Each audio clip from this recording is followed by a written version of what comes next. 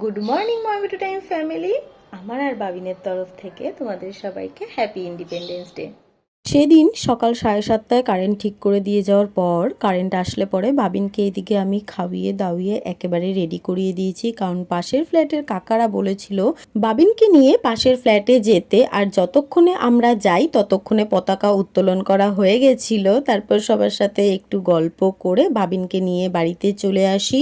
সেদিন রাতে বাবিন আমাকে রুটি করতে দেখে বায়না করে যে ও রুটি বেলবে। আমার রুটি করার পর আমি বাবিনকে একটা লেচি দিলে বাবিন ঠিক এইরকমই রুটিটা বেলে, আর ওই রুটি বেলাটা কিন্তু আমি ফেলে দিইনি। আমার ছেলের হাতের প্রথম রুটি বেলা বলে আমি কিন্তু খেয়েছিলাম। আজকে রুটি কে করেছে সোনা? রুটি কে বেলেছে? তুমি রুটি বেলেছো? Thank you. খুব সুন্দর হয়েছে রুটিটা বেলা, এরকম ওরকম ভাবে বেলেছো, খুব মিষ্টি হয়েছে, পুরো টুকটুকের মতন। আজকের মিনি ব্লগটা এইটুকুনি। দেখা হচ্ছে তোমাদের সাথে আমার নেক্সট মিনি ব্লগে। টাটা।